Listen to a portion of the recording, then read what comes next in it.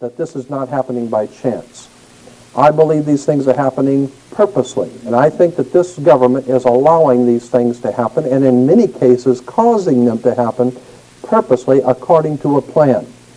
There is something called dialectics, Hegelian dialectics, we can get into later, but the whole idea is to cause people to be frightened, and in order to frighten people, a frightened and fearful people will do things for you. They will submit to you if they're sufficiently frightened. And so the governmental context of what I'm saying is that the government of this country wants people to be frightened. That's why they're continually turning criminals back out into the streets. They go in, they kill 15 people in a McDonald's. They get a $250 fine and a 3 years in jail, which is then when we find out what actually happened, they got 1 year, and the fine was commuted, and so they're back on the streets. They're turning murderers back onto the streets. There is no doubt in my mind that it is not because of loss of space, so they don't have the space for the criminals. They got space for you if you don't pay your taxes. The point is that they do not want. They want as much chaos in society as possible. It's a very simple. The World Health Organization came out a long time ago, and since then the FBI has concluded the same thing, that the truly criminal element in America is less than 1% of the total population of America are truly criminal element. 1% or less are the murderers, are the real serious criminals.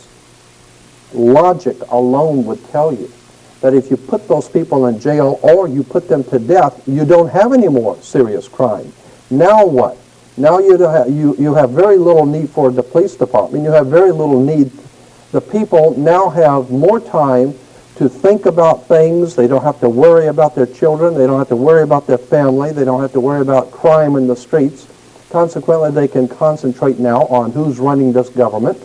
How fair are the equitable are the laws, and so therefore it's better to keep people occupied. We've known that for a long time. That's why politics is called political science. There is a method to controlling people. Politics is referred to as political science. It's a science.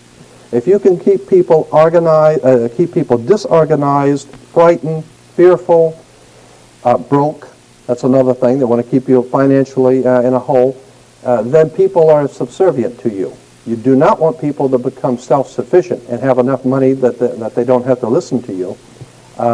You need crime, and you'll see why. And I'll show you today why you need a lot of crime. You need to let criminals back out into the streets. They talk about something. If you think about the logic behind these rules and behind these new laws we have, it's absolutely insanity. A criminal goes out, he kills somebody, what do? They take the gun away from the criminal and they let the criminal go free. Then they say that there's just a proliferation of crime. We can't do anything about this crime that's out of control, the drug trafficking and all the killings going on and the gangs killing each other. But the point is that if you don't pay your income tax, or if you do something that's against the government, in the system of things, if you get out of line, they will find you. The IRS will find you if you don't pay your income tax. You can go into the Amazon jungles, and they will come down there looking for you. And if they have to spend $7 million, they're going to find you, and they're going to bring you back here and make an example out of you. So if they have the power. This is the most powerful military nation on the face of the earth, ever devised by men. This nation is the most powerful military combine on earth. It has always been. And if you think about the time back in, 50 years ago in 1940, when the United States was a very infantile country, it didn't have all of the high technology it has today, and just within a couple of short years, it got its stuff together and was able to meet Adolf Hitler on the field of battle throughout the world, and was able to do a battle with the whole Nazi empire. But they can't do anything about the drugs in Pacoima. The problem is that they have total control over everything. So anytime you see things going on, just understand that the powers that be in this government want it that way. Franklin Roosevelt, probably most of you don't remember who he was. He was one of the presidents. Franklin Roosevelt made a statement publicly that I think is very important. He said that anytime you see anything happen in politics, you better understand it was planned that way. So anything that's going on in this country that you see that sounds crazy and lunacy, it's crazy and lunacy to you. But to those guys who are doing it, they know what they're doing. There is a method to the madness. I want to show you, and I think it'd be better if I just go on and begin with the slides, because I have so many of them, and I'll just stop and comment as we're going. Are we going to be able to... Well, I don't know. Let's see. Is that... Is okay? Yeah, okay. On the dollar bill, you'll see on the back of the dollar bill, you'll see the symbol on the left-hand side of the bill, which is annuit coeptus, which means our enterprise is now a success, or our enterprise is crowned with success. Annuit coeptus. So you're saying, fine, so you have an enterprise and it's now crowned with success. What enterprise are you talking about? Novus ordo seclorum. Novus is novus, meaning new. Ordo is order, and seclorum is where we get the word secular, meaning the world. So it's new order of the world, the new world order. George Bush's new world order is now a success. But the problem is this was put on the dollar bill back in 1934. 1934 is when the Federal Reserve actually finally took total control of the United States monetary system, and that's when they said it is now a success, because this is a symbol. This is an emblem of a secret society. A secret society of Freemasons called the Illuminati, the German Bavarian Illuminati. They were a secret society founded in the south of Germany. They were called the Illuminati, the illuminated ones, the enlightened ones. They they connected themselves to another group of Freemasons in France, in the south of France, referred to as the Pierre de Sion, French Grand Orient Temple Masons. And so this symbol today, while it's on the back of a $1 bill, it is also incidentally on a document in the British Museum and in the Louvre Museum. Both have some of the original writings of that sect of Freemasons in Germany that are today on display, and on one of the documents it has that exact symbol, annuit coeptus novus ordo seclorum, and that was in 1774 that the Bavarian Illuminati drew up their plans for what they were going to do in America and how they were going to do it.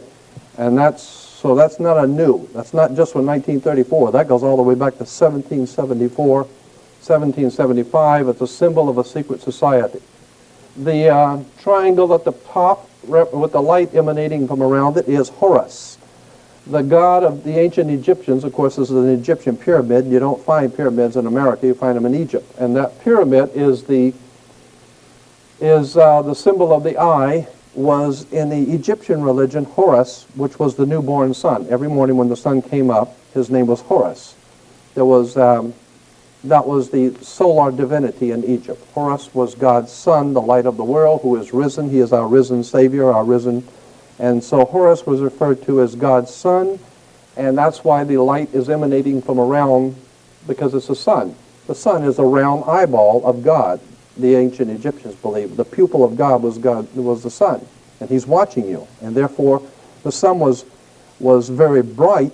And so today we even say someone who is extremely intelligent is brilliant. They're bright. And that's why God is, of course, the most brilliant of all. Therefore, the sun is the most brilliant because it's God's eye. All right, anyway, there are 13 layers on the pyramid. And the 1776 at the bottom is 1776. A lot of people think it's because of the country being founded in 1776. It has nothing to do with that. As I said, this is on a document published back in 1774, 75, and then in 1776 the Roman numerals appeared on it in Europe. So what it amounted to is that the 1776 was when this secret society actually formed itself into a secret society and put itself into operation. Like any other secret society or fraternal order, there's a few years in the formative stages. And then there's a time when they actually get a charter and come together and actually become an actual organization. and then they get a charter from the government, and they actually are a legal organization.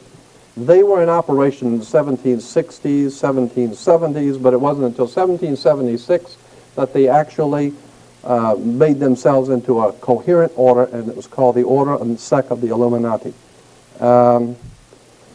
They were the basis for what we call today in our country the Bavarian Illuminati was the basis for what we call today the Colombian faction. The Colombian faction of the Illuminati came here right after this government was formed, and that's where we get today this Columbia Space Shuttle, Columbia Movies, Columbia Television, Columbia Records, everything, Columbia University. As a matter of fact, Columbia TV, Columbia Broadcasting System, CBS. What is the symbol for CBS? It's the all-seeing eye of CBS. It's the Colombian faction of a secret society that calls themselves the Colombians, and that's why our government is in the District of Columbia, because these guys own our government. They print our money, and they own not only the government, but they own you. You are their property. As a matter of fact, when you're born, your birth certificate, on the bottom of the birth certificate, it says the Department of Commerce. It is a property of the Department of Commerce because you are nothing more than a piece of commercial material. That's why if you're out of work, you don't go to the unemployment office, you go to the office for, what is it called, human resources, because you're just a human resource. So, in other words, these guys print the money, they run the country, and they own you, and they own everything around it. And so they make the laws, and that's why they can decide who can kill who, and who can get away with who, and who can get away with whatever, because they make the laws and they decide, all right? The new order of the world, our enterprise is now a success. As I said to you before, there are 13 layers in this pyramid. There are 13 letters in Coeptus. We'll get into that, all of this symbolism later. But 13 is a very important number to this secret society. There are 13 stripes, there are 13 stars here, which make up the Star of David. The 13 berries, there are 13 leaves, 13 arrows. There are 32 feathers here and 33 feathers there. Everything is done in sequence of 13 because 13 is an unlucky number. That's why we say 13 is an unlucky number, because the reason why we say it's unlucky is because it is a divinely inspired number. It has to do with God in the heavens, and therefore it's unlucky for you. And it's not supposed to be used by you. 13, of course, is based on, this is what we call Masonic symbolism. Freemasons designed this dollar bill. Everything is done in sequence of 13, and again, I draw your attention to the fact that you have 13 stars here, which collectively make up the Star of David. There's a reason why. Here on the dollar bill, just to show you how clever these guys are and how crafty they are, they, on the $1 bill at the top, you'll see this little image right here. I think I can make that. This is just an enlargement. This is an enlargement from a photocopy machine, so it's not really that clear. But if you blow it up from an actual photograph, you'll see it is it's a little owl. It's a symbol of the Bohemian Society. The Bohemian Society meets in California on the last 2 weeks of July of every year.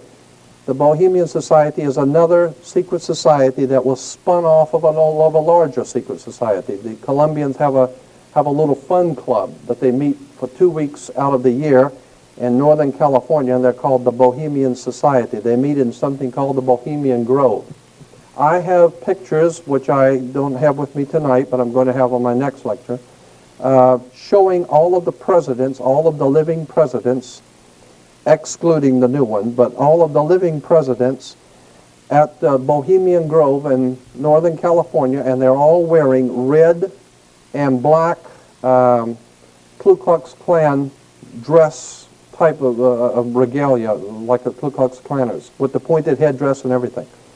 And, I mean, that's quite a sight to see presidents dressed like Ku Klux Klan members, right? And they're standing in front of a big open pit of fire, and behind them is about a 20 to 25 foot owl behind them. And the article in Elm magazine and Time magazine, I've got 2 or 3 different magazines showing basically the same pictures. It says that the presidents meet with all of the heads of industry throughout the world, all of the heads of state throughout the world, and all of the most important wheeler dealers in this country, and they all meet up in Northern California, and they have rituals where they go before the owl after midnight. And then what a picture you got, with all the presidents dressed up like Ku Klux Klanners with black and red robes on before an owl. And these are your presidents of this country. And the reason why they chose the owl is because the owl is a symbol used in Europe by secret societies, because the owl is wise, because it sees things in the dark. And the implication is, of course, that's why they are where they are, because they're very brilliant and they know things that you don't know. So they see things in the dark and they put their little owl on the dollar bill. It's just a clever little thing, but it shows you how these guys think. We get into Masonic symbolism. When you drive by a Freemasons, the Masonic Lodge, you'll see the square and the compass and then the G in the middle. The G is for not God. Everyone thinks it's for God. It's not. It's for geometry. Actually, it goes back even further than geometry. In 1717, it was stood for geometry. But the G has been used by secret societies as far back as ancient Greece, meaning the generative principle, the principle of generation or sexual principle in nature. And so when you see that G, just remember it stands for geometry now. So talking about geometry, here is a typical geometric figure of a 3-ring square. The circle, the triangle, the square, all have Masonic and spiritual meaning, as you'll see. But here we have the square within the magic circle. Here's the Washington Monument from above, the square within the magic circle. Incidentally, the Washington Monument is the Egyptian obelisk, another, like the pyramid on the dollar bill, another Egyptian symbol, because what America is referred to by the secret societies throughout the world as the New Egypt.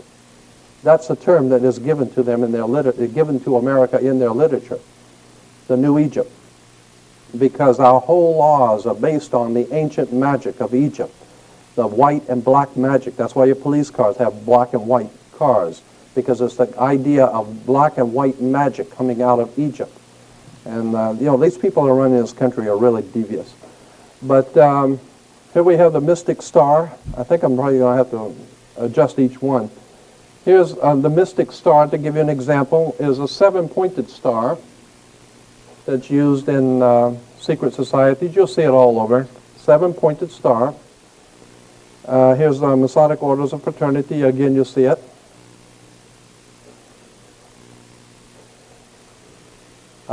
Golden Dawn, Enochian magic. Incidentally, as I said, this whole thing is going to be like a shotgun effect. I'm covering a lot of stuff. But the old symbol of John Wayne in the movies, remember in the old movies when the pilots were taking off on the aircraft carriers, you'd always see the military doing the thumbs up signal, when the planes were getting ready to take off, the thumbs up.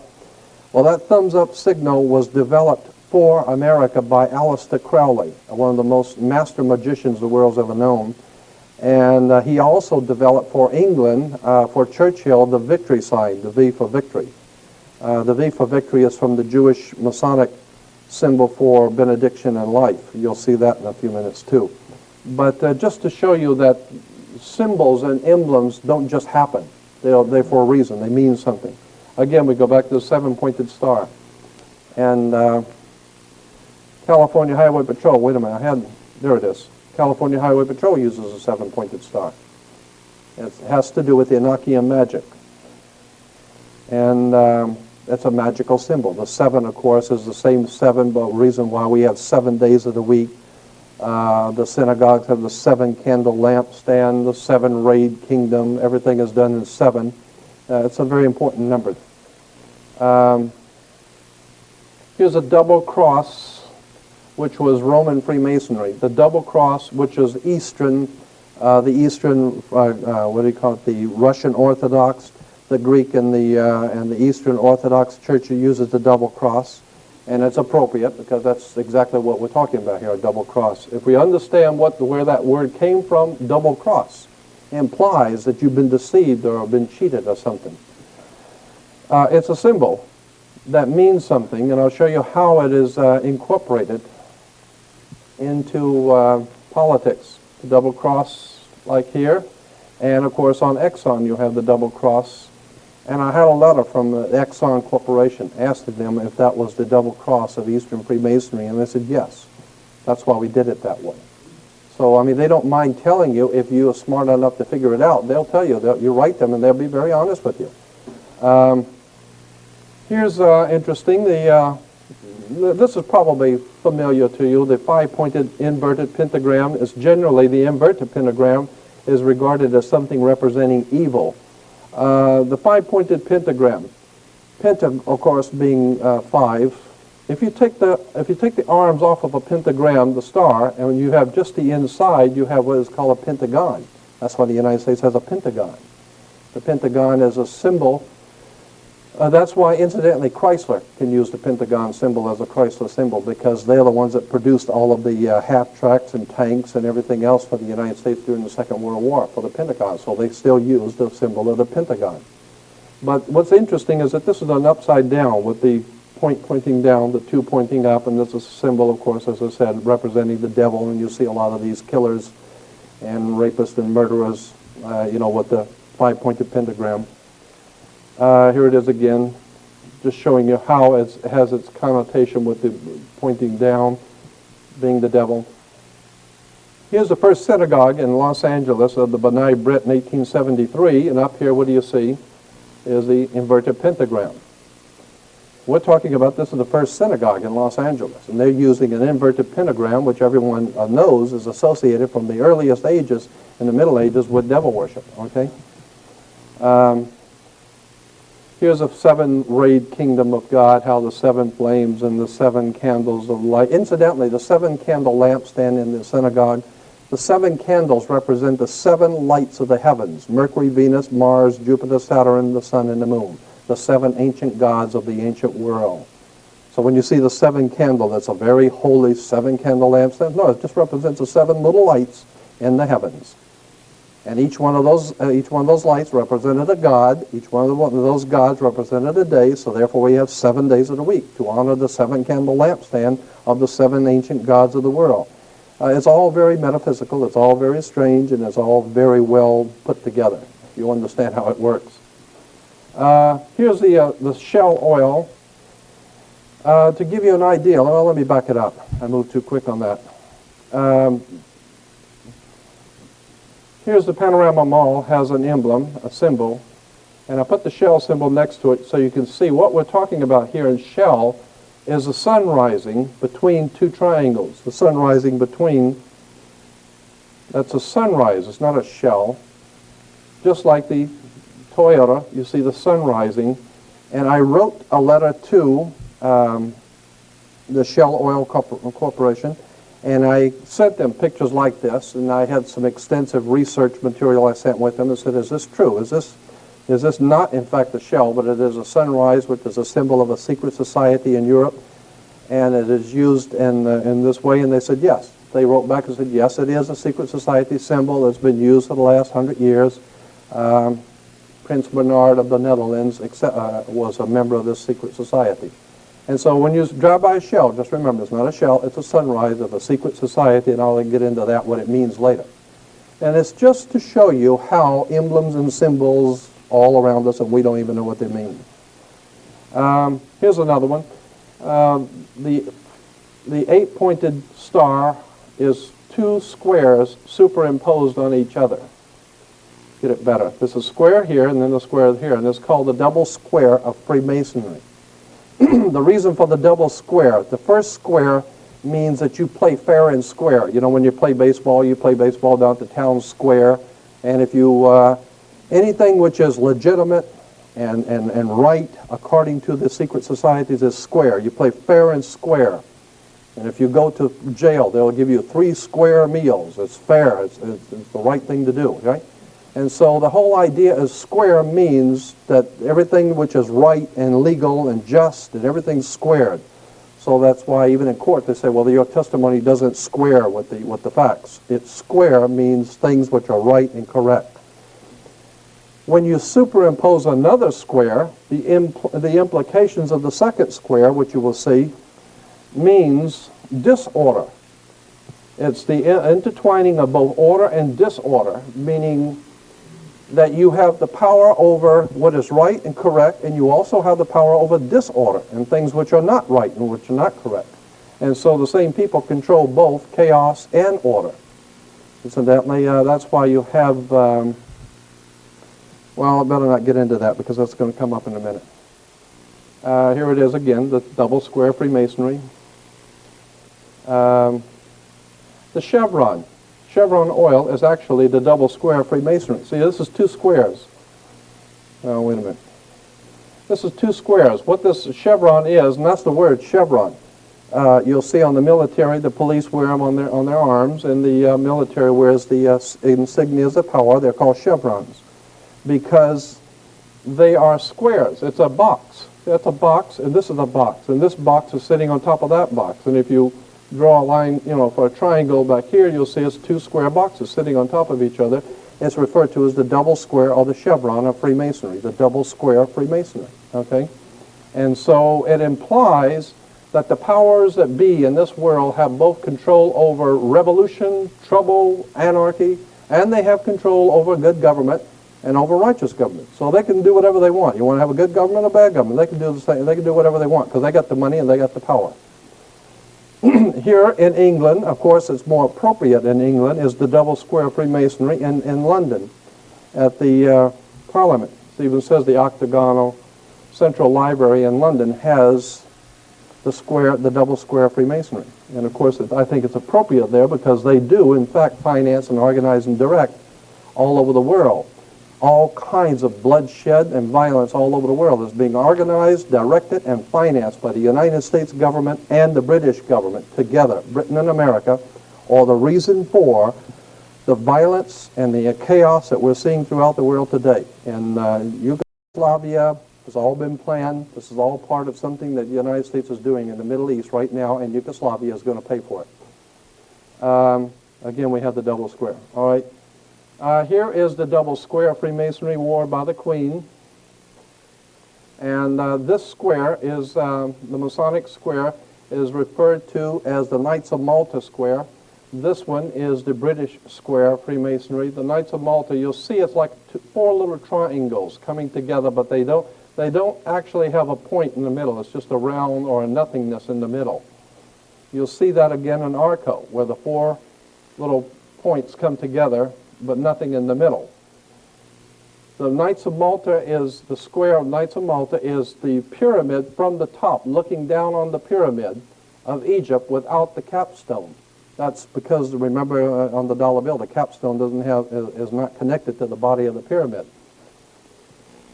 So here is flying over the top of the pyramid, looking down on the Great Pyramid, you don't have a point because the chief cornerstone is not on the pyramid. And I just threw this in, I don't know why, but I did. Here's Under Life in Fascism. I wanted to make the point about political symbols. We hear a lot of people talking on radio and television about fascism and how bad the fascists are and fascism this and fascism that. Well, in most cases, fascism or fascists have come to power after the nation has suffered an economic collapse. Are we having problems economically or what? Right? A military defeat, Vietnam, and some other disaster. The fascist party wins mass support by promising to revive the economy and restore national pride. And that's exactly what the government's saying today. They need to restore national pride. Get Clinton in there to be president. And no one seems to realize Bill Clinton, as a Rhodes Scholar, trained in England and London, England, and Oxford University, bought and paid for by the Rockefeller Foundation, financed and organized his education. He is nothing more than a yes man for the power elites in this country. They want another candidate because he looks good. Personal liberties are severely limited under a fascist government, which is, I'm saying that's what we have here. And the government also controls newspapers, radio, and other means of communication. That's why I'm not on nationwide television, right? And it issues propaganda to promote its policies, and boy, this government does that. Let's see. Oh yeah, wait a minute. This is interesting. A secret police force crushes any resistance. I like the word crush because that's what they do. You get in their way, they come out and beat your brains out, right? So here is a symbol of fascism. I thought I had one. Yeah, here it is. The French fascism. This is the symbol for fascism. A bundle of sticks with a hatchet head. Here is here's another. Incidentally, you'll always see the red shield. In England, the story of Robin Hood. Robin Hood comes from, Robin Hood always in the movie Robin Hood, which Errol Flynn played in, at the very beginning, Errol Flynn is standing behind a red shield. He's standing here, it says Robin Hood. Why? Because the red shield is German for Rothschild. The Rothschilds of England were a German Jewish family in England who took over the Bank of England and took over 5 other banks in Europe and became known as the Rothschild banking dynasty of the world. The richest banking dynasty on earth, okay?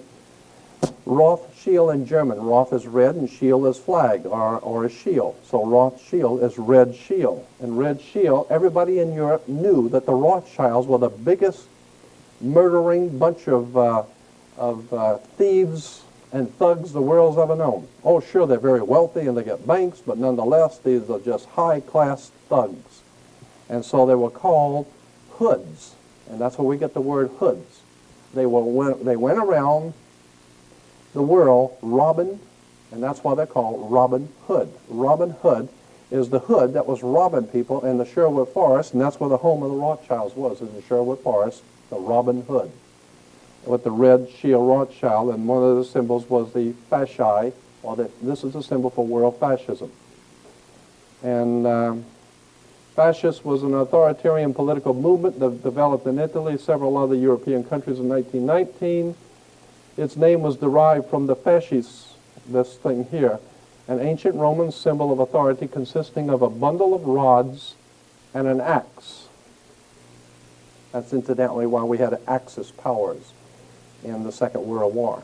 Here's the bundle of sticks with the axe, and this is on an American symbol. This is on the back of the dime, the symbol for fascism on the back of the American dime. There it is. I mean, this is a fascist country. And it says fascism is a dirty, evil government that takes over and controls the people. Well, of course it does. That's what's happening to us. We've been taken over and controlled by fascists. And why? And here it is, the President of the United States standing here giving a State of the Union message, and what's on each side of him? The fascis. This is in the Congress. In the Congress, there are symbols of power for the President.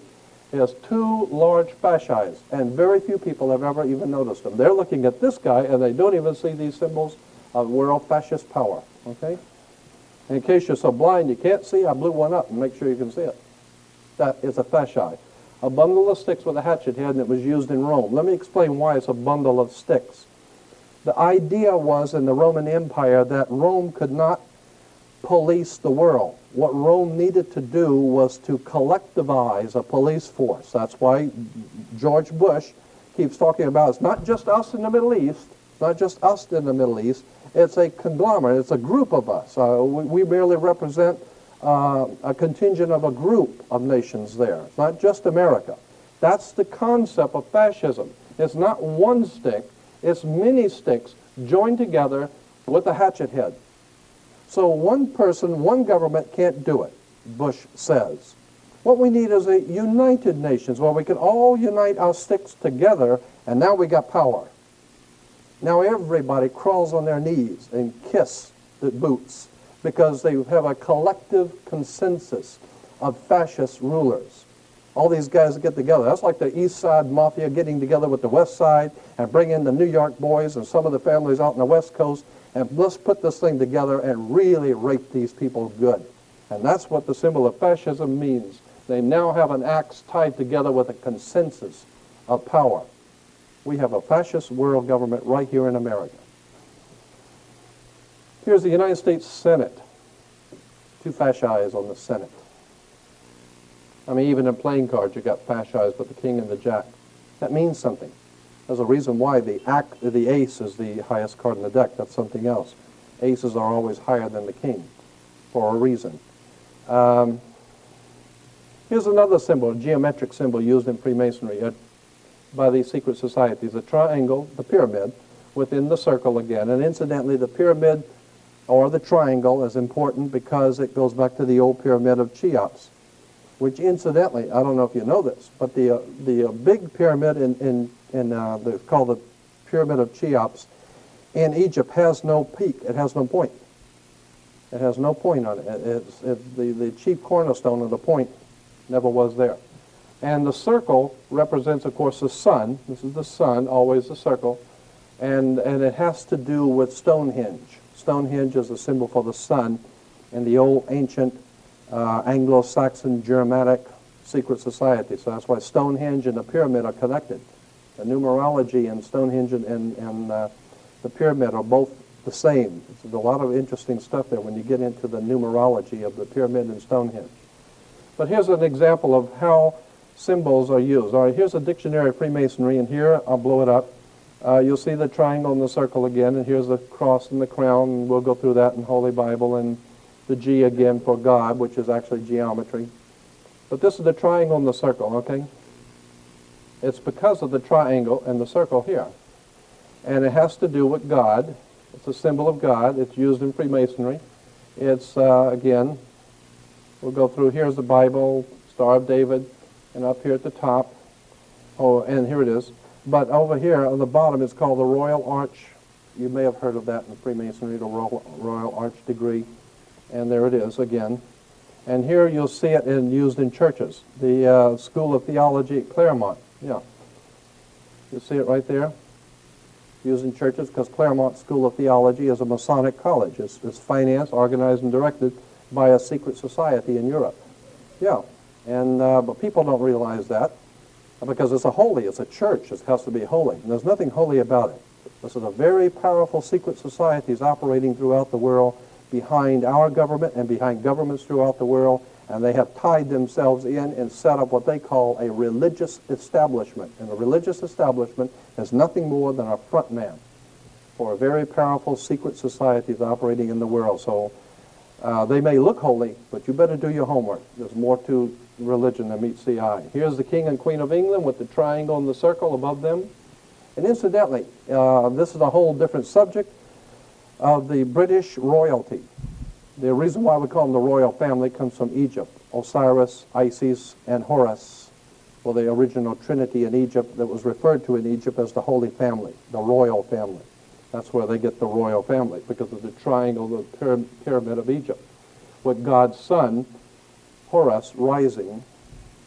And so there's nothing holy about these people at all, okay? And when the King of England, interesting, when the King of England becomes king, the Archbishop of Canterbury, like we have our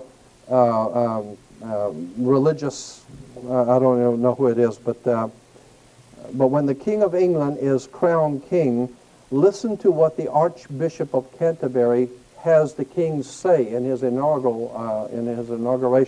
ceremony.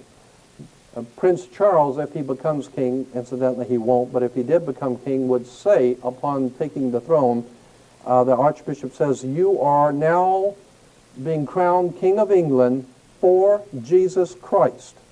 You are sitting on the throne of David for Jehovah, the God of the Old Testament. You are, in fact, Messiah waiting for, or Shiloh, who is waiting for the Messiah to come back. So you are going to rule God's kingdom until Jesus Christ comes back." That's what the king is told in his initiation rites. The King of England sits on the throne of the God of the Old Testament for Jesus Christ. He represents God's kingdom. And of course we understand that God's kingdom is going to unite the world in some wonderful paradise condition, and therefore the England is referred to as the United Kingdom. So this is it gets very, very interesting when you see where royalty comes from. They actually believe that God put them there. They're a holy family. But the whole thing is based on Egypt, pyramids, triangles. To give you an idea, El Salvador has the triangle, and they have the circle and triangle. Incidentally, let me go back here. There's a little thing, I'm going to have to get into that on my next one because I don't have any slides to really show you, but there's something called a Phrygian cap of liberty. It's a cap that the old French Illuminati Freemasons wore when they overthrew the French monarchy and the French Revolution. You'll read about in school the French Revolution, those guys who actually overthrew the French government and the French Revolution, they all wore a little cap. It was like a stocking cap, a red stocking cap. And that was a symbol of something called the Phrygian cap of liberty. It goes back to the ancient Roman societies in ancient Rome. And I'm not going to get into it because it's a very interesting subject on this Phrygian cap of liberty, and you'll see it many times and what it means. But the point I'm making here is that the triangle is within the circle even in Nicaragua. And, wait a minute, I'm missing something here. Nicaragua and El Salvador, right, and those are the two countries we've had a lot of trouble with in war down in Central America because of this symbol here. That's what is causing the war, is a symbol in the middle. It's called the Phrygian or Phrygian cap of liberty. Just shows you how the triangle and the circle is used. Here's another symbol of Freemasonry. On the Bible, you'll see the cross and the crown. The cross and the crown, of course, is the cross of Jesus within the crown of salvation or whatever. But if you go back to Freemasonry again, you'll see the cross and the crown. The cross and the crown is actually on a chart of Freemasonry, the Scottish and York Rite. We have two rites of Freemasonry in America.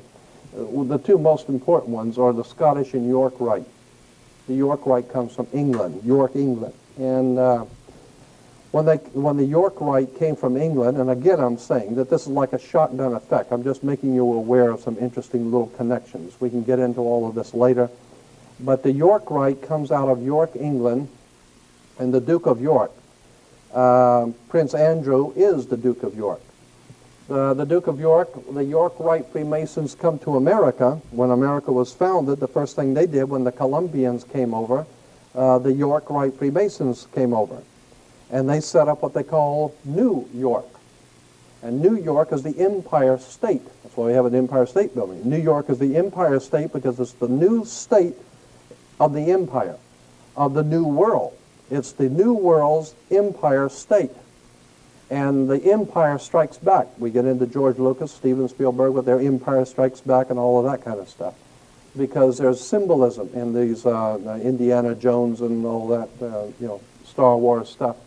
But anyway, here's a Scottish Rite. They have 33 degrees. That's the reason why you have degrees of Freemasonry. See, the first, second, and third degree. At the third degree, that's why, incidentally, when you're in court or the cops pick you up, they give you the third degree. Right? Reason because the police department is a Masonic order. They wear the Masonic symbols of power on their arm. Incidentally, that's why they call the armed forces, because they use their arm to beat your brains out. And here's the 3 layers of Freemasonry, first, second, and third degree. They're giving you the third degree. Then once you become a third degree Mason, you can either go into the Scottish Rite or you can go into the York Rite. The Scottish Rite is referred to as the Egyptian Rite. Everything that they teach and believe is based on Egypt. Or you go into the York Rite and everything they teach and believe is based on the old York order, which is supposedly called Christian. Right? So at the here again you have the Royal Arch Masons. Royal Arch is very important with the triangle and the circle, and there's the Knights Templar emblem again with the cross and the crown. The Order of the Red Cross is one of them, and here's the Order of Malta. When you're giving money to the Red Cross, just remember where it's going to a Masonic order. And that's why, incidentally, Red Cross can go behind enemy lines during wartime and negotiate for prisoners. Why can they go behind enemy lines and you can't? Because they're part of the war. They are part of the establishment. They operate on both sides. So we got Royal Arch Masons with the triangle representing the pyramid within the sun. We got the Red Cross, the Order of Malta, and that's why Bush went to the island of Malta. They have this summit, and the summit is the top of a mountain, and the pyramid is the old mountain of God. And here's the York Rite with the Order of Knights Templar again. Now here is, I'm just showing you this so that, here is the, again, it says the pilgrimage to Virginia of the Knights Templars.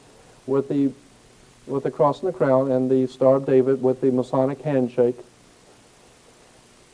That's the Knights Templar Masonic Order, and here it is on the Watchtower Society of Jehovah's Witnesses. So a lot of people don't, poor Jehovah's Witnesses, they have no idea in the world that the man that founded their order, Charles Taze Russell, was in fact a York Rite Freemason. He was financed out of London, England by Lord Philippi de Rothschild. His money came from England to found an order called British Israel Freemasonry.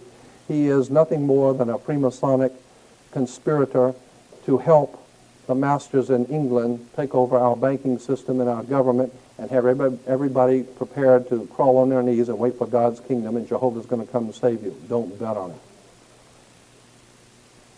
Cross and the Crown Lutheran Church. It's many places. Kingdom Identity Ministries, we got the Cross and the Crown. It's found in different churches throughout. Here it is again. All the, these are like what am I trying to say? A catalog for religious symbols. And here's a grinning Cheshire cat with his and he's got the cross and the crown. So when you go to churches and you see this cross and the crown, just know there ain't nothing holy about it. It don't represent nothing holy. It represents a very powerful secret society. Same people who are printing your money are directing the churches. Freemasonic orders. Here's Christian Science, cross and the crown. Mary Baker Eddy's husband was a Freemason in Germany. He was connected to the cross and the crown of the York Rite. You find it everywhere. And I'm just making a point, and the point I'm making here is that so many things that we see in churches we think are religious, we haven't got the faintest idea where these churches came from and what they mean. Here it is on church rings, commitment to Christ, and what they have, Masonic symbols on the... Anyway, here's right here in Pasadena, the Methodist Hospital right over here, we're walking distance. Methodist Hospital, Southern California, Masonic emblems from Europe with the cross and the crown. And they're called, incidentally, those this is interesting, those Freemasons who are operating out of hospitals are referred to as Knights Hospitallers. They are the Knights Hospitallers. They are the ones that have control over the health in America. The American Medical Association, the American Health Associations, all hospitals come under the Knights Templars, or what they call the Knights Hospitallers. So when you hear all this crying and complaining on the news by the politicians talking about the absolutely prohibitive cost of medical care, what they're saying is our brothers in the Knights of Hospital, the Knights Hospitallers, need some more money. So they're jacking up everything. We're being had. We're being had by some very powerful secret societies that control our very life. Everything we see, everything we hear, our food is dominated by them. They're putting chemicals in our food. They're killing our people. They're beating people up in the street. They don't really care. These are fascists. They don't care a thing about you or anybody else. They have only one thing in mind, and that is the direct control over the human race. It's called the New World Order. Here's a community Bible church over in Van Nuys, off of Van Nuys Boulevard. Incidentally, you'll see pyramids all over it and triangles. And here's the front. And inside, you can't see it too well. I got to do a better picture of that. But anyway, it's the cross and the crown. Santa Anita Apostolic Church, cross and the crown. It's right here on the Santa Anita Boulevard. Here's another one. This is over here on Colorado Boulevard in Pasadena. It's I think it's a Presbyterian church or a Methodist, I'm not sure. Inside, here it is again. And so when people see all of this, it looks very holy. What you don't understand is that this comes from the Middle Ages. These are symbols out of the Middle Ages of secret societies of Freemasons. These are Freemasonic emblems, the colors. There's a reason for the blue. There's a reason for colors. There's a reason for the symbols. It hadn't got a thing to do with the Lord. It hadn't got anything to do with anything that's holy. These symbols come out of the Middle Ages, out of Germany and France and Spain and England. And as they move into our country and taking over our land and subverting us into slaves, they give us all of these symbols and emblems with their Masonic order of Knights Templars.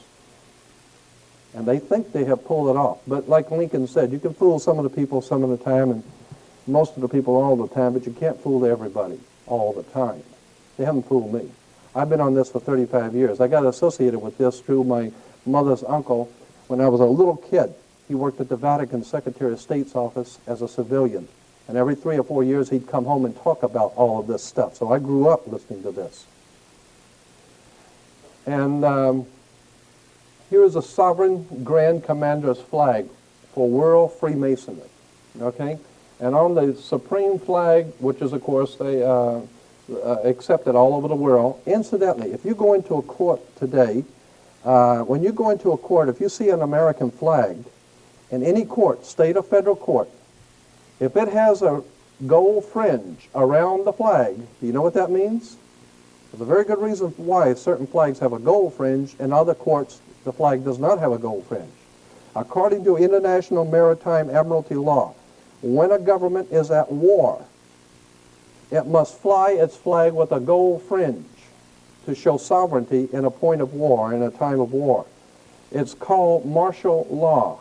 In a time of war, flags have gold trim, which means before we were this country and we were happy.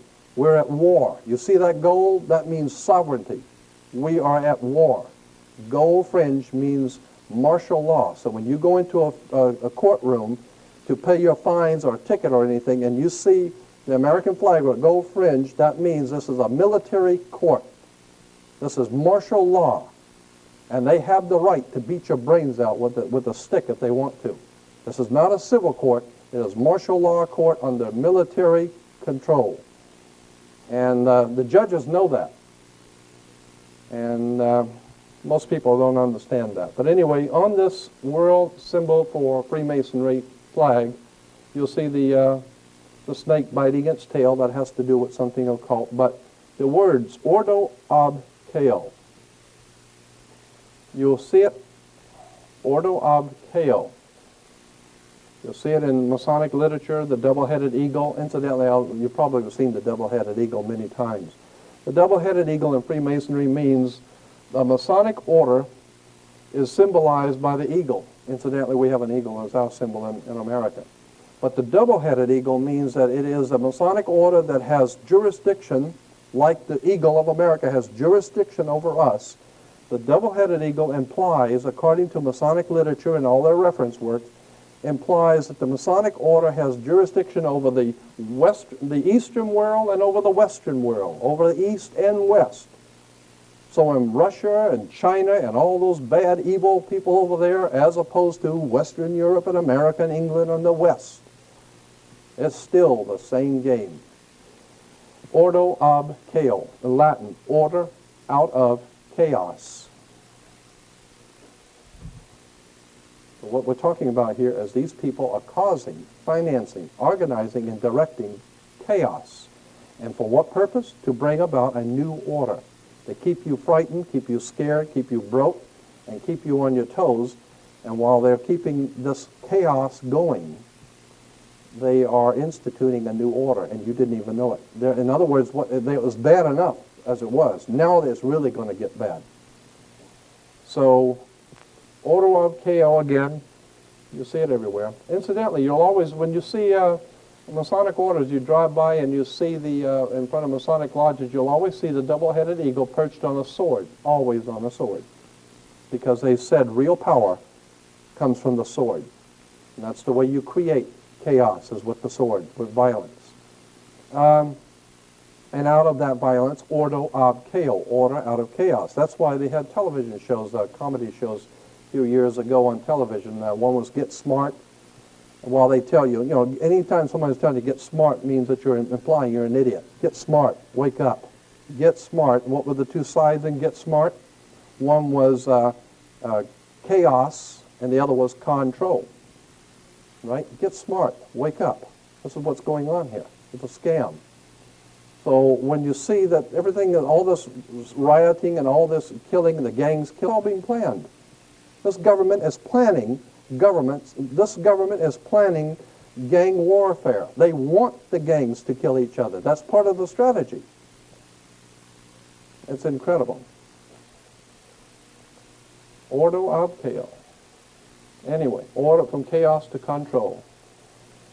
Here's a California Senate, California legislature, 1953 Senate Investigating Committee, published by the state of California. Okay, and it says, so-called modern communism is apparently the same hypocritical and deadly world conspiracy to destroy civilization that was founded by the secret order of the Illuminati in Bavaria, 1776, May 1st. The World Revolution conspiracy appears to have been so well organized and to be ever continuing and ever on the alert to take advantage of every opportunity presenting itself so that the conspirators could create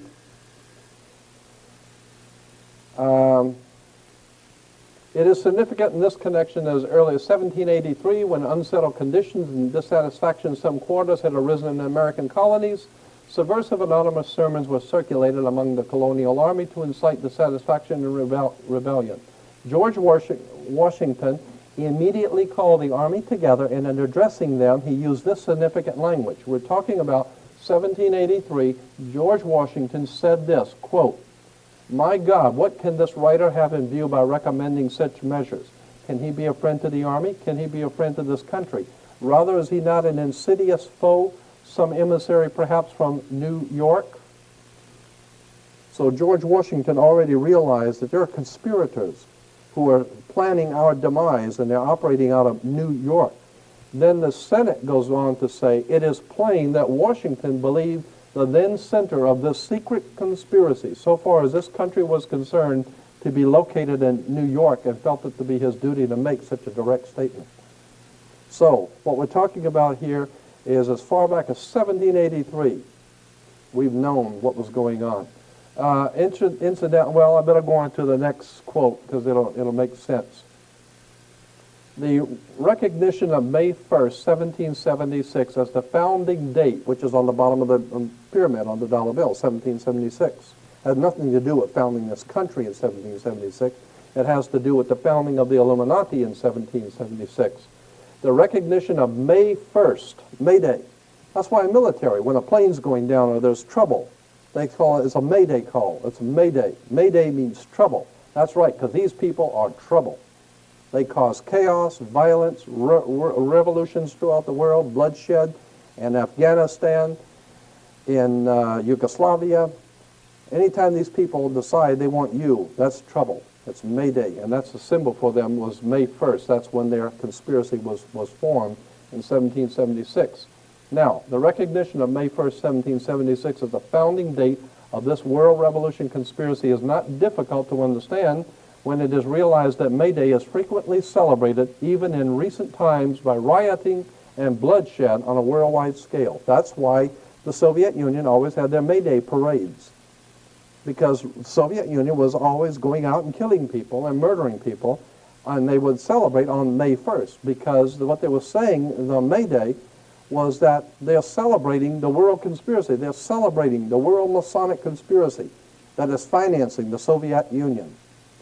And incidentally, and as it says, it's often celebrated, even in recent times, by rioting. That's when we had our last riot in Los Angeles, was on May 1st, May Day. I mean, the thing that happened in Los Angeles was set up. The CIA and the federal government set up what we call the riot in Los Angeles. They set up those four guys to, the whole thing was a setup. Dick Gregory even got into this for a 3-hour talk on KPFK, where this whole thing of Rodney King beating was a setup. It was all planned. It was purposely planned. It was purposely designed because they knew the people would be angry and would riot. It was a setup. The whole thing. That's why in wartime, we call in this country in wartime, generals talk about the theater of war, the Pacific theater, the Atlantic theater, the European theater. The theater implies it's an act. It's a plan. It's just a theater. It's entertainment. You know, that's all it is. It's a theater of war. In other words, when you see all this violence and raping and killing going on in Czechoslovakia or Romania or wherever the hell it's going on, or in Yugoslavia, it's all been planned.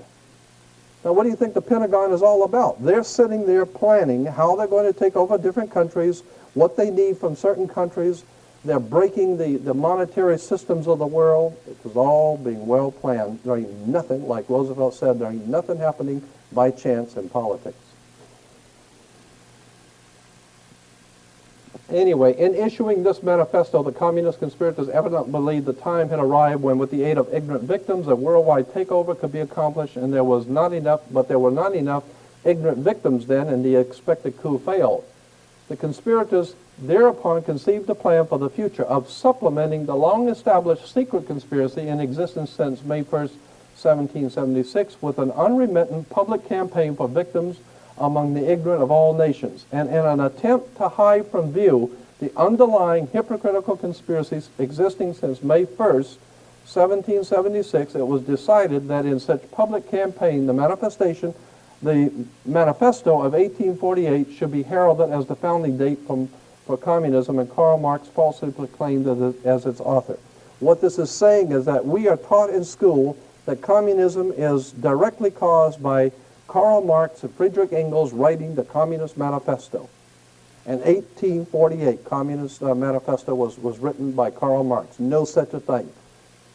History tells you that it was written, the Communist Manifesto was written in 1776 in Europe by an order of Freemasonry called the Illuminati. And it wasn't until 1848 that they decided, well, we better tell everybody that somebody else did it. So we'll say Karl Marx came up with it in 1848. No way. What we call communism is nothing more than a plan by the banking elements in England and America to divide the world between two divisions, to divide the world between the East and the West, so that you can have war. You've got to have war, chaos, before you can bring control. That's why the United States financed Adolf Hitler. The United States financed the Soviet Union. Soviet Union is called the Soviet Union, not because it's a union of states, it's because it was a unionized under International Labor Organization, the ILO, which was originally called the IWW, the International Workers of the World, which because they wanted to unionize all labor. Painters Union, the Carpenters Union, the Soviet Union, it's unionizing labor. And once you can unionize labor, get control over monetary and labor systems, now you can have them war with each other, and you've got control over them. These people are very, very smart. They've got this stuff together. And here's George Washington's, the writings of George Washington from the U.S. government printing office, from original manuscripts. Here George Washington says, I have heard much of the nefarious and dangerous plan and doctrines of the Illuminati.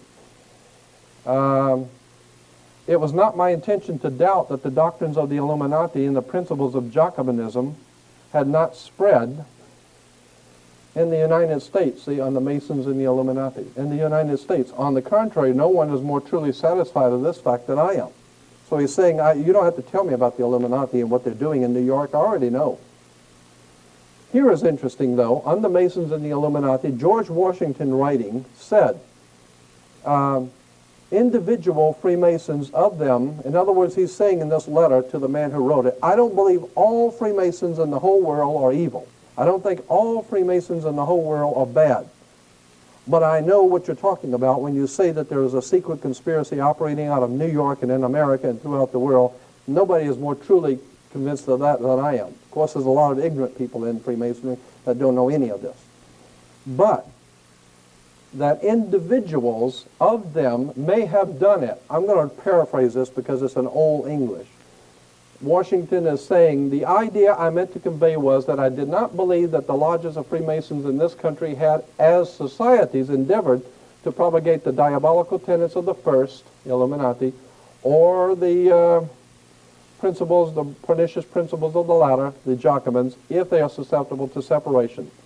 But that there are individuals in the Freemasonic order who may have done this, or that the founder or instruments employed to found the democratic societies of the United States, later to become known as the Democratic Party, the founder or the instruments employed to found the Democratic Party in the United States may have had these objects in mind and actually had the separation of the people from their government in view is too evident to be questioned.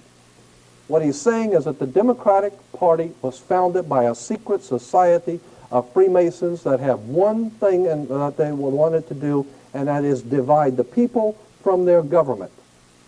Because before, under a Republican form of government, the people had total control because they were sovereigns.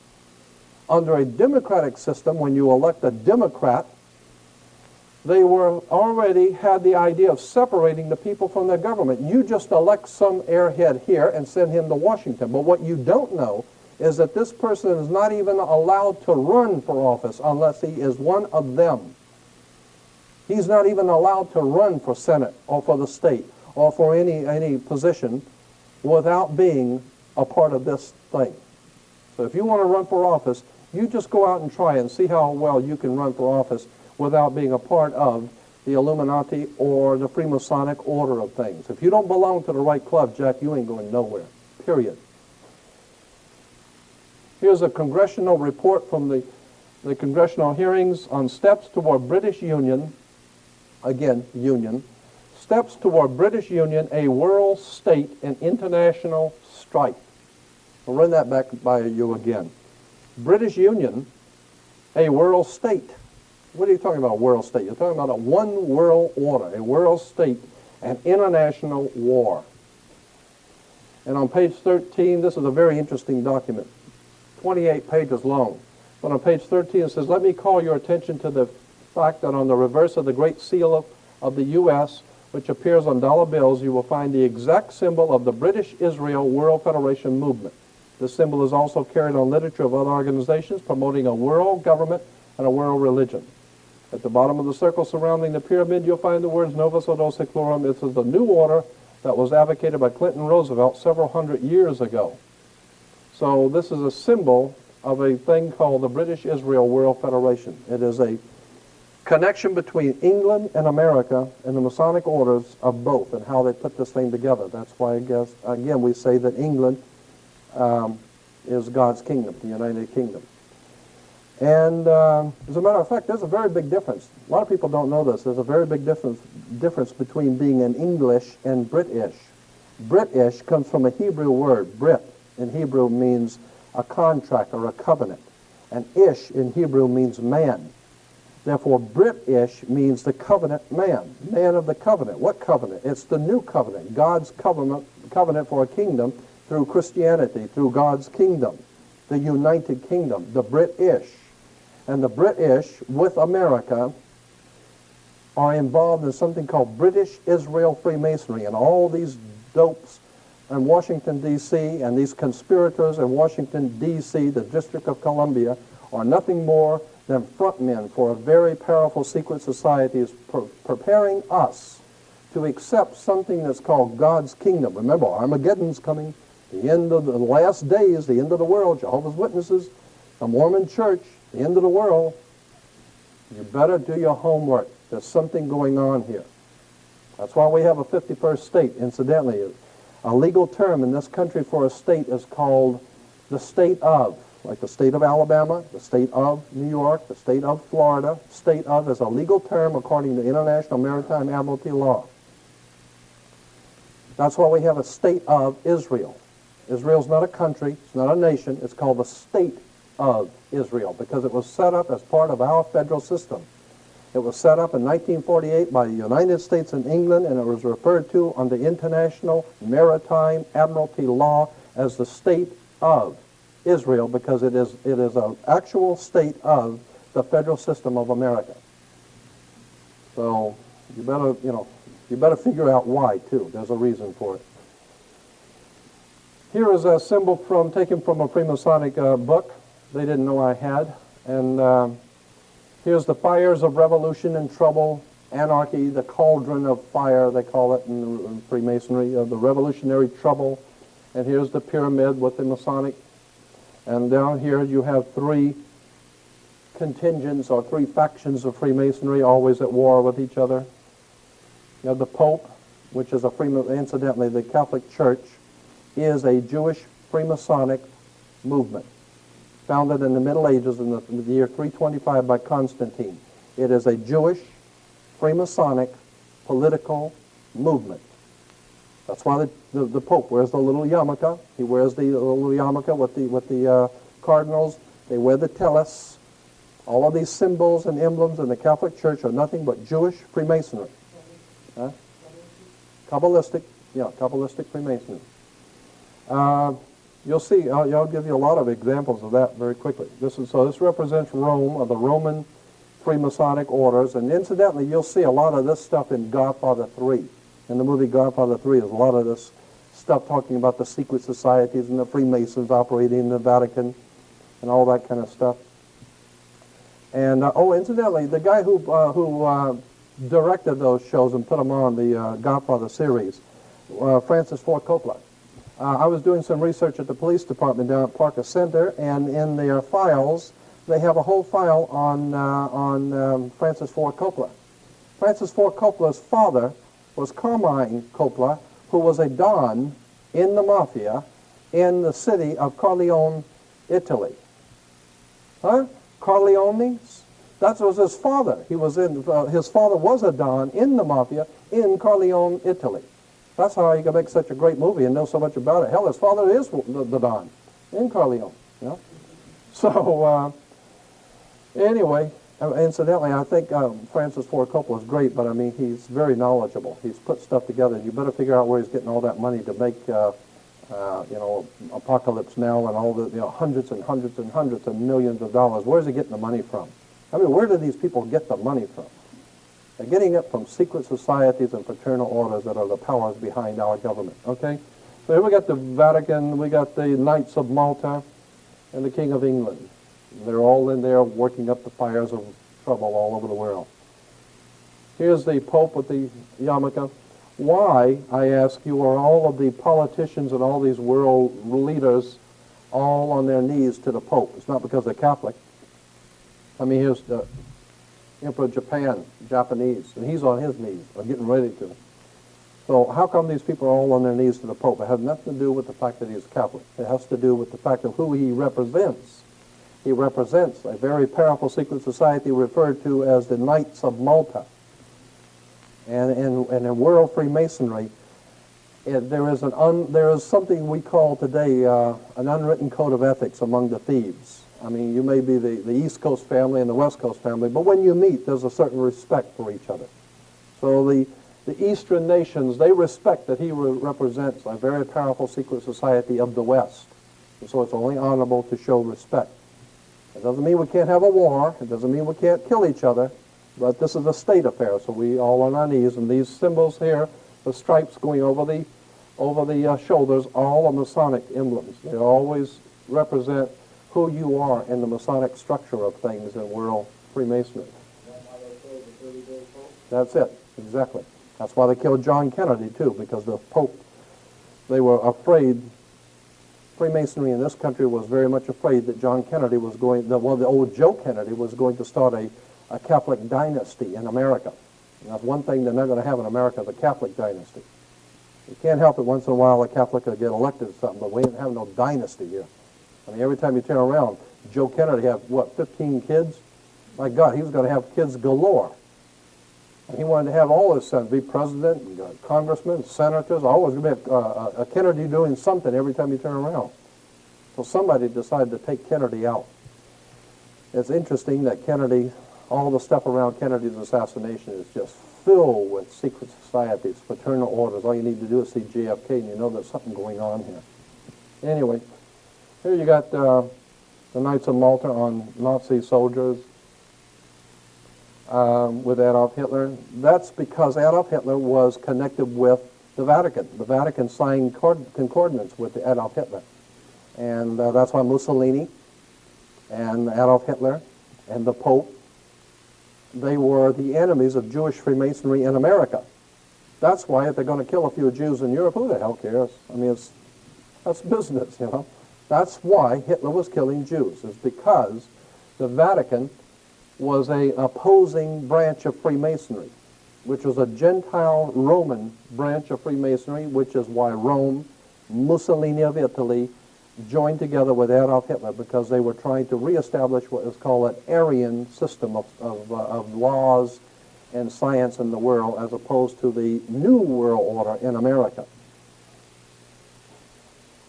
But when you see all these things happening on a world scale, they're not just happening. There's reasons for all of this stuff. You know, here's Nazi officials. They look like some of the people who run this country. They're just like it, too. And they look about as, yeah, don't they? Don't they look like governors and senators and whatever? And so here's an emblem right here. This is the Knights of Malta. They all wear the Knights of Malta symbol, Masonic Order of Malta, Roman Freemasonry.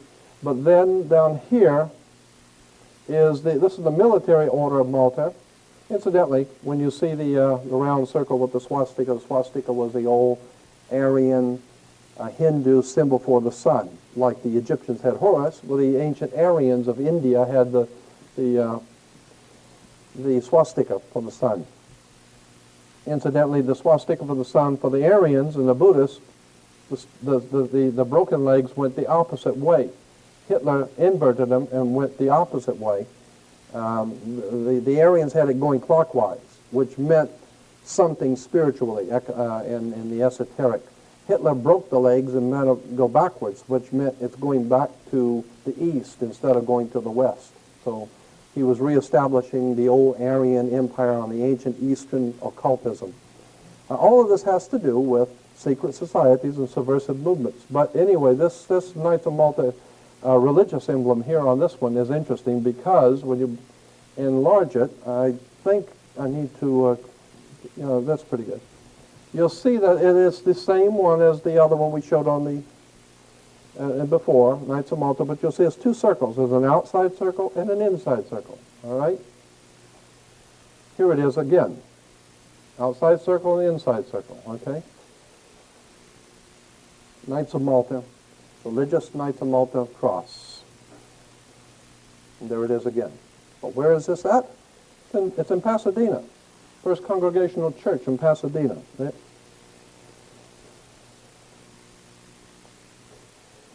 It's on churches right here in Pasadena. The Knights of Malta, religious Knights of Malta symbol. So, and something else you might be interested to know. On all churches you'll find a pointed arches on the doors. You go in a church with a pointed arch, and the windows are pointed arches. The pointed arches symbolize the female. The pointed arch of the female. And that's why that's why they would never allow women to be priests in a church. Because the philosophy which gave birth to what we call Roman Catholic or Western Christian civilization was based on the female arch, and the priest wears the robe, or the robe, which is the female dress. A robe is a female dress, and a priest wears a robe because spirituality in the ancient world, according to the ancient world, spirituality was always in the hands of females, not the males. Men were never thought to be holders of religion or spiritual creatures. They were the ones that went out and killed and raped and murdered and brought in the food. The women were the ones that nurtured the child, brought civilization to males, because if you take all males, you lose civilization. You need the female to civilize society. Yes? Oh, yeah. Compass of the male. It has to do with that. And that's why I said the priest represents, with the long robe, he's representing female wisdom, or something the Greeks call it Pistis Sophia, female wisdom. And within the female wisdom, beneath is the male. So it all has to do with symbology. It all has to do with sex, the female, pointed arch, etc. All right, then we get up here to York Rite Freemasonry again, and here is the Masonic square, or the Masonic, the Malta, Knights of Malta cross. The cross, that's the same one the Queen was wearing. Right? The Knights of Malta cross. Here it is again. Let me go back to that. Order of Knights Templars. That's why in Israel today, you see the Jews going to the Wailing Wall, and you see this in the news. They're at the Wailing Wall. It's the wall in which they wail. They wail because of the Wailing Wall was put there. It's a very difficult story to say in a couple of words, but that's where we get Wall Street, from the Wailing Wall, the Hebrews who wail on the Wailing Wall of Wall Street. It has to do with symbolism, which goes back to Solomon's Temple. Solomon's Temple was the symbol and the home of what is called the Knights Templars, Knights of the Temple. That's why Steven Spielberg has the Jedi Knights, and the Empire Strikes Back and the Jedi Knight. Incidentally, according to, if you go to the library and look up the Masonic folklore, you will see that the spiritual connection between the Freemasons of the York Rite and God was a little spiritual creature they called Yoda, with little pointed ears, and he was a magician. They call him Yoda. Yoda comes from Yoda, or Judah. It has to do with Judah, Yoda, the Knights of Malta, and whatever. You know, you could make a whole study out of any of this. You could make a 3-hour lecture out of every single thing I'm saying. You could spend hours on it, but I'm just throwing all of this stuff in just to show you that there are connections that can be made. Anyway, the Knights of Malta with their Maltese cross. Here's another Knights of Malta, 33rd degree Freemason with the Knights of Malta, okay? Here's the same one on Masters of the Universe, right? That's what they intend to be, is Masters of the Universe. I mean, hell, they own the Earth. Now they're going for the universe, right? Now they want to go out to other stars, moon, own the whole universe. Masters of the Universe. Blonde hair, Aryan. Remember Hitler with the blonde hair, Aryan? Knights of Malta, Catholic Church, kill the Jews. Hey, it's all connected. Right? Okay?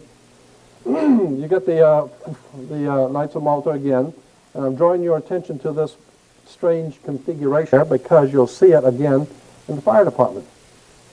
LA Fire Department has the Knights of Malta. Because the fire department, the police department, sheriff's department, mayor's department, and everybody else's department is all Masonic, the whole thing. We are in the hands of a very powerful secret society, and we call it law.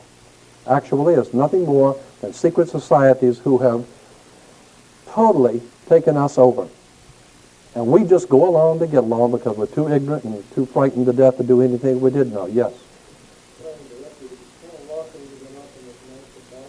Yeah, on a red background. The Knights of Malta are a Gentile Roman Freemasonic order coming out of the old Roman Empire, which was the collective power of the old world of Europe, because Europe was dominated by Rome. And so the Knights of Malta is a symbol for a Masonic order coming out of the old world order of Europe, and it was called the Knights of Malta, and because it goes back to an old priesthood on the island of Malta. Malta was a symbol many, many, many years ago, over 2,000 years ago in the Roman Empire. Let me think of something that's comparable. You know, there are certain places in our country that are hot spots for occultism. And in the Roman Empire, Malta, the island of Malta, was a place where you go there, and those people are really off the wall out there. They got strange stuff going on there, occults and all that kind of stuff. So Malta was always a symbol for occultism in the ancient world. And so the Romans had what they call the Knights of Malta, the knights who operate. Yes? No, the Illuminati, the Illuminati is a relatively new phenomena in Freemasonry. It came in 1776 with Adam Weishaupt. But what the Illuminati was merely a course correction in Freemasonry. There was the Roman world under the Roman domination of Europe, Freemasonic orders. There was the coming out of Spain, France, the coming of what is called York Rite or Scottish Rite Freemasonry, England, Spain, France, coming into America to found a new world order, but above them, above the two orders, which is the eagle with the double head, implying that both sides, both the old world order and the new world order, are being dominated by a third one. And that's what Ian Fleming in his James Bond novels was talking about, that there's a third power over the two, and it's controlling both. And that's the Illuminati. No, this is just showing the Knights of Malta symbol, which is Roman Freemasonry, but it shows how they don't mind using both sides, as long as you remember that America is a York Scottish Rite country. They don't, you know, they're symbols of Freemasonry, and what I have to do is I have to show you their works, their reference works, that explain these symbols and how they connect, because they're very open with it. They explain their symbols and how they got here and what they mean and why they allow them to be used.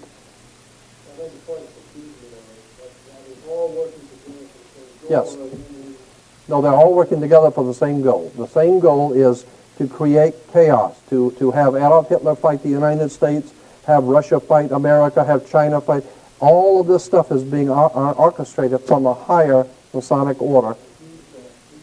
Well, that's the thing that there's been a lot of conjecture on. There's been a lot of books written about that. Ian Fleming wrote his James Bond novel. He called it Spectre. Remember, somebody, the secret, petting the cat, and he's putting the West against the East all the time. And Ian Fleming, when he was interviewed on David Frost's show, they asked him, who is this specter, this third power group that's always getting the East and the West at war? And he said, England and America and the Western world are aware that there is a third power in the world that pits the two together. And that is operating, he said, out of Switzerland. That's what I think is why Switzerland is a neutral country, because that's where the big boys live. And you don't mess with, yes, the World Bank. As a matter of fact, in Switzerland, there's a large building in one of the cities of Switzerland, and I had a big color picture of it. I don't have it on slides now. There's a large building in a big downtown city in Switzerland, and it's a round, perfectly round building, enormous inside, look like maybe 2 or 3 blocks, round circle, and it's divided into equal three, into an equal triangle. And 1/3 is it says in the article, 1/3 of the building, and then when you fly over it, you can see it. It's like the peace symbol. That's why the peace symbol was the Y within the circle, okay? It was called in runic, in the old German runic, it was called the peace symbol. Anyway, the 1/3 of that building in Switzerland is the world headquarters for the United Nations. 1/3 of the other third is the World Bank, the International Monetary Fund, and the other third is the world headquarters for Freemasons, the Masonic World Congress. So you've got the Masonic World Congress, World Government, United Nations, and the World Bank. This way they keep it all together. You don't have to go out for coffee. You can all work together, right here together, right? Yeah, it's incredible. Here again, I show you the Pope with the Jewish yarmulke. There's a reason why the Pope wears a yarmulke. That's a Jewish headdress. That has nothing to do with God. It has to do with Jewish Freemasonry. The reason why he's called a cardinal, the word cardinal means a hinge on a door. That's what the word means in Latin, a hinge. And the Pope, the word Pope comes from Papa, which is Latin, which means the door to the mysteries. He is the one that you must go through to open up the mystery of God. So therefore, he's the door and he's the hinge. The cardinals are the hinge for the door. And it goes all the way back to Babylon. It goes back to the old ancient Babylonian and mystical religions. Here's a document I got from a Freemasonic friend of mine who got me this document. It's a color. It was on the wall, and I asked him if he had a color reproduction of it. He did. He gave it to me. And it shows some of the different, what is called, the different divisions of Freemasonry throughout Europe. And what they mean and how these guys are all connected together. You know, from England to France to Italy, Spain, it's all being connected, it's all being orchestrated. And yes. I'm not even sure what those words are. That one? I sat and talked to the librarian, the chief librarian. His name was Cook, he was the one that had a copy of this, and he was just explaining how these were the different concordant orders of Freemasonry in some of the different symbols that are used throughout Europe. I thought it was interesting when I first saw it because that looks like the Pope's tiara, Pope's diadem, right? And that looks like the Pope's diadem, and I called it to his attention, and he said, yes, it is. That's the papal headdress. With the, so what we're talking about here is free... Huh? Yeah.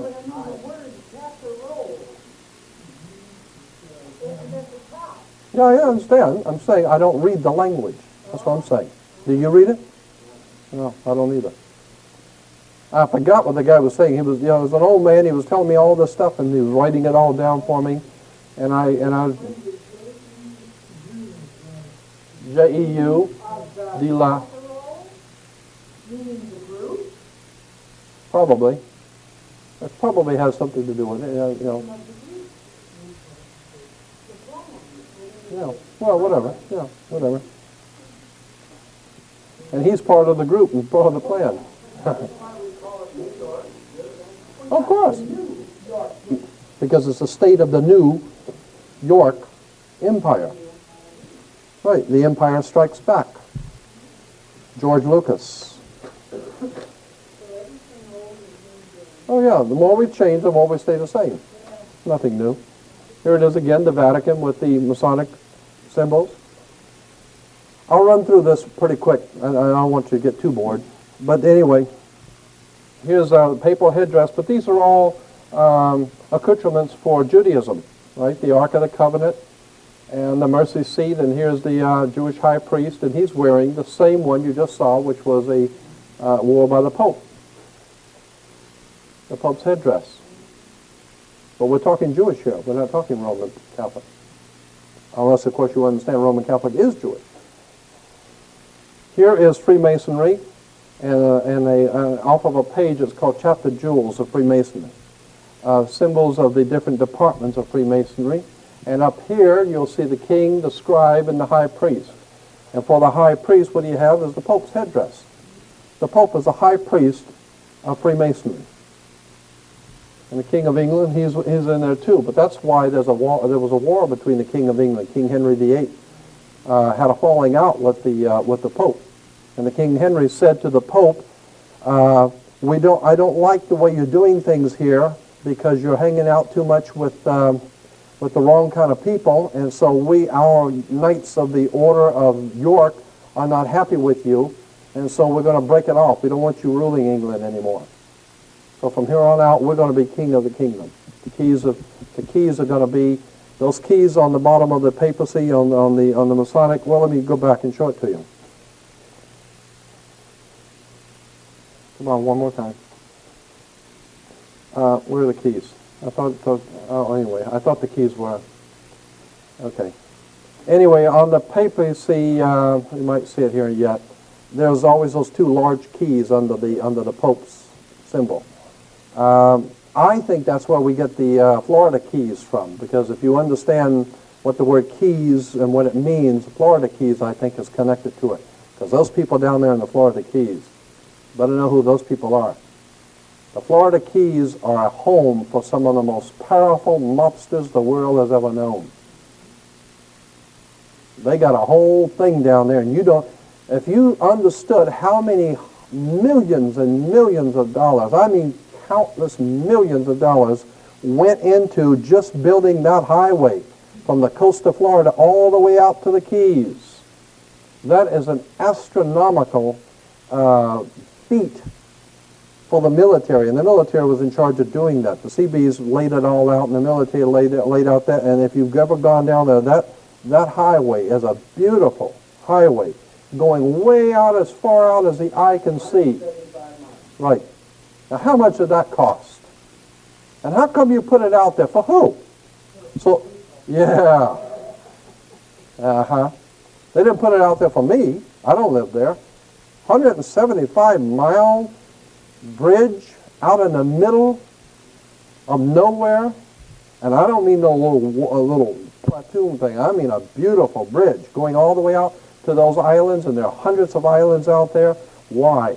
Because those families that live out there or friends like B.B. Rebozo, the friends of Nixon, always see the presidents going down to the Florida Keys.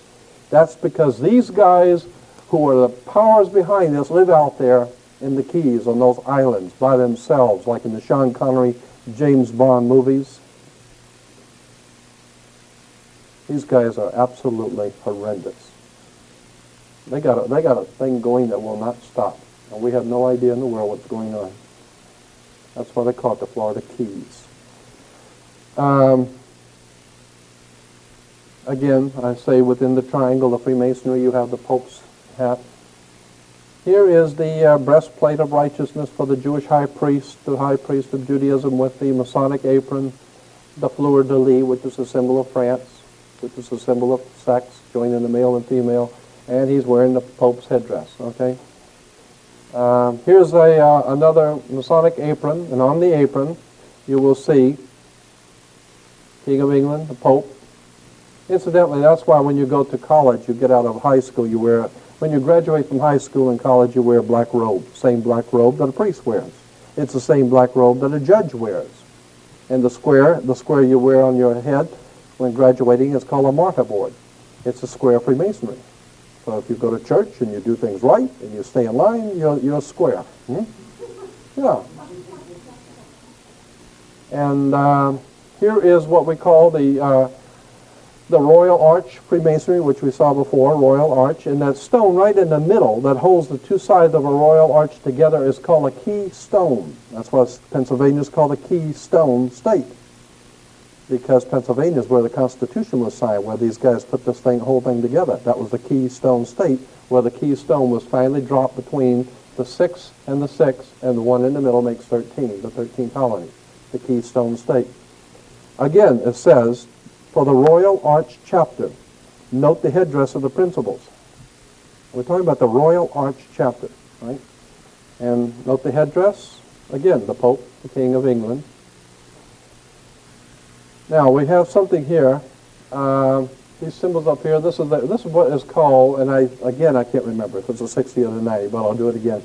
This is I think the 60-degree square of Freemasonry with the G for geometry in the middle. The 60-degree, and incidentally, the reason why it's like this is because of the triangle pointing down and the triangle pointing up. You know, if you cross them, then it becomes the Star of David. That's why it's there that way. Yeah, that's it. And that's according to the Masonic books. They say it's actually a takeoff on the Masonic Star of David. Triangle up and triangle down, but this is the 60-degree square. All right. On them, anytime you see like the Olympic stars or any of these other, they always have the ribbon, right? Anytime you get an award from the government, it's on a ribbon. That's called a 90-degree square. That's a square, but it's at the 90th degree, a 90-degree square, okay? You have to keep that in mind because that's a Masonic square, okay? Here it is, the 60-degree and the 90-degree. Okay, I'll back it up. I was wrong. That's the 90-degree, and this is the 60-degree. 90-degree square, 60-degree square. Well, it has to do with, figures the square of the 90-degree, and here's the square progress of the 60-degree, okay? The 60 and the 90 degrees. And what are we talking about here? We're talking about Freemasonry, okay? Here it is again. The same square of Freemasonry. Here you see it, the 90 degree and the 60 degree in churches. Yeah.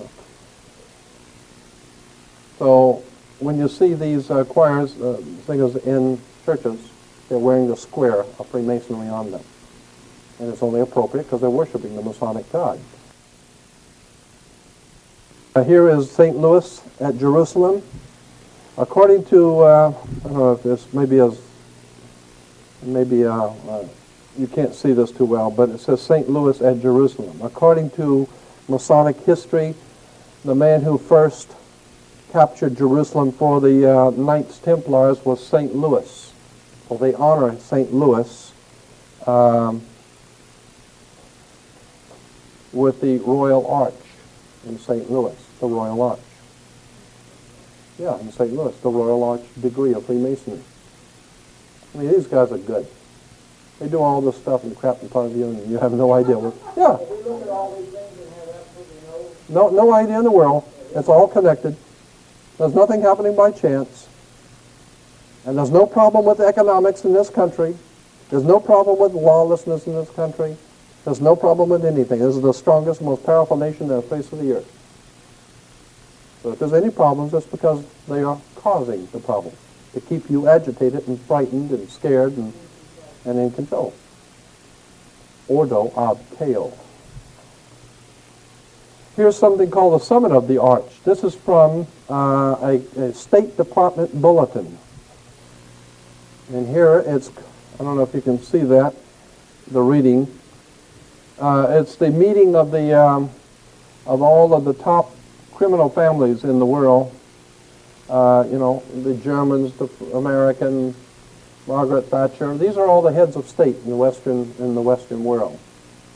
And it's the giant glass pyramid. Of course, they would have their picture taken in front of the pyramid in France, and that's why always in any great wars and all the time of world trouble, you always have to have a Paris Peace Conference, in Vietnam and Korea. You always go to Paris because Paris is the home of the French Grand Orient Temple Masons, right? And so here you got the Summit of the Arch. Why would they call this the Summit of the Arch? For the Western world's financial and the leaders of the Western world. Here's a little Masonic library to show you how it's connected with religion. We got Masonry, Mormonism, and Freemasonry from the Masonic Lodge Publishing. So Mormons are founded by, organized by, directed by, and financed by the Freemasons.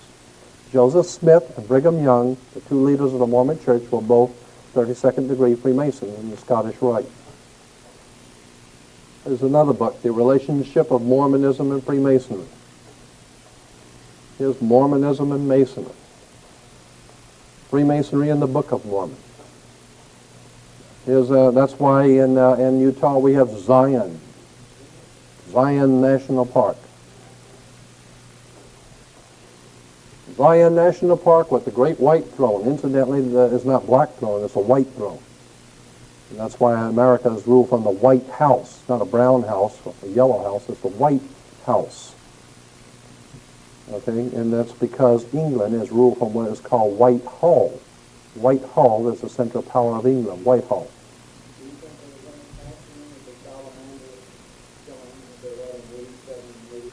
I'm telling you, the people who are running this country are the most powerful criminals the world's ever known. Oh, wait a minute. Should we take a break? Okay, let me back it up then. Huh? Oh, okay. That way we'll make it work out all right on the tape, okay? So, all right, let's get past this one thing and then we'll take a break. Masonic Orders of Fraternity. This is taken from a Masonic document. The direct descent of the essential program of the esoteric schools was entrusted to groups already well conditioned for the work. The guilds, trade unions, similar protective and benevolent societies have been internally strengthened by the introduction of a new learning. The advancement of the plan required an enlargement of the boundaries of the philosophical overstate. A world fraternity was needed, sustained by a deep and broad program of education according to the method. There's a method to this education that we're getting. Such a fraternity could not immediately include all men, but could unite the activities of certain kinds of men, regardless of their racial or religious beliefs or the nations in which they dwelt. Here's the point. These were the men of towardness, those sons of tomorrow whose symbol was the blazing sun rising over the mountains of the east. Remember Shell oil, okay? What it's talking about is that the conspiracy already had knowledge that the guilds, the trade unions, similar protective and benevolent societies were perfect grounds for control. So you set up the Red Cross, you set up the Painters Union, you set up these unions and benevolent societies and this and that, set them all up to ostensibly, of course, protect the people, to help the people. And protection, when in fact they're being organized and directed to control the people. And it does, and such a fraternity could not immediately, we can't explain this conspiracy to everybody. We can't count in everybody on this. But we could unite certain kinds of men. As long as we all understand what's going on here, we could unite these different organizations together. And the symbol for these men, these were the men of towardness, whose sons of tomorrow, these sons of tomorrow, whose symbol was a blazing sun rising over the mountains of the east. That's important. These were the men of towardness, the sons of tomorrow, whose symbol was the blazing sun rising over the mountains of the east. While it is difficult to trace the elements of a pattern never intended to be obvious, the broad shape of a design is dimly apparent, the invisible empire. So it's saying it's very difficult to put all of this together. But the reason why it's difficult is it was never intended to be obvious anyway. I mean, if you're on the inside, you know there's a design, but on the outside, it's not supposed to be obvious. Okay? Here's where they're getting this from. This is from the old Assyrian Babylonian mythology. The sunrise, the god Shemesh appears above the mountains of the east. Here's God's sun rising over the mountains of the east. That goes all the way back to Babylon. Here it is in Hebrew theology, the sun rising, Israelites at Mount Sinai. The sun rising over the east. Shell, the sun. The sun rising on Hebrew, Jewish Freemasonry. Here it is, the Kabbalah. We're talking about the Kabbalah, and here on the back on chapter 9 is called the way of one who was caught between the suns of a dying and a dawning day. The one caught between the one who, no wait a minute, the way of the one who was caught between the suns, implying that there's two suns. There's a sun going down and a new sun coming up. The old sun of the old world order, Rome, is going down. Vatican, Europe, is the old sun, and it's going down, and there's a new sun coming up on America. There's a dawn of a new day for America. It's going to be the king of the world now. 1,000 points of light. All right, so what we're talking about here is between the suns of a dying and dawning day. George Washington said, here's his chair where he signed all of his documents, George Washington. And up here he says, but now at length I have the happiness to know it is a rising and not a setting sun. I now at length have the happiness to know that it is a rising and not a setting sun. So Washington understood. This is a priceless relic of the Constitutional Convention, the rising sun chair of George Washington. Yeah, with the Fijian cap, yeah. As a matter of fact, yeah, let me go back on that. The Fijian cap, that's the old cap of the Fijians. And the reason why, I mean, I could get into this too, I'm not going to right now, but there's a reason why. We'll get into that another time. That's very interesting too, the Phrygian cap. Here's a book by James Billington, Fire in the Minds of Men. It traces the course of the revolutionary faith from its earliest origins in occult Freemasonry to the allegedly scientific Marxism of today. So when you hear things about scientific Marxism, communism, the Soviet Union, and all of that, what we're talking about, scientific Marxism, is actually had its earliest origins in occult Freemasonry. And James Billington has written some brilliant books. He is a Rhodes Scholar, like the new president. He's a Rhodes Scholar also. He teaches at Oxford. He's probably taught our new president. He is a really establishment boy. This guy is well thought of by all the gangsters and top of the governments of the world. He's their boy. And he is a very, very brilliant man. He's put out some very thick books on the Illuminati and Masonic. This whole book is dealing with the Masonic symbols and emblems that are used throughout the world and what they mean, and well, tremendous. But but I was showing you this only because in relation to Marxism, connecting it with the origins in Freemasonry, okay? Again, here is a page from an encyclopedia on Russia, and over here you have the flag and this national coat of arms. The national coat of arms talks about the rising sun, is a symbol of the dawning of the new day of communism. New day is in quotes, okay? The rising sun is a symbol of the dawning of the new day of communism, all right? This symbol came out for the Soviet Union 1930s, late 30s, mid to late 30s. It originally came out at that time. In New York, we have the dawn of a new day, dawning of a new day of communism. And in New York, we have for the World's Fair in 1939, the dawn of a new day. There's connections between the New York World's Fair and the coming of the Soviet Union. Somebody's trying to tell us something in New York. Sun rising in Russia, Soviet Union, sunrise. Here's the, what is it, half a dollar? Yeah, 50 cents. And here it says, she is moving toward the dawn of a new day, the sun rising for us. They put communism over there, it's rising for us now. Now we're coming into a communist system. We call it democratic, like the People's Democratic Republic of China, the People's Democratic Republic of Cuba, the People's Democratic Republic of Romania, and now we got the People's Democratic Republic of America. And nothing, and all Marxist communism is the same as the old Roman fascism. It's all totalitarian dictatorships, period. Here's Charles Tess Russell, founder of Jehovah's Witnesses. He's telling everybody the new day is dawning, you know, preparing all the poor Jehovah's Witnesses for the dawn of a new day. Here is the Watchtower Bible Tract Society of Pennsylvania, Jehovah's Witnesses with the sun rising over the mountains of the east.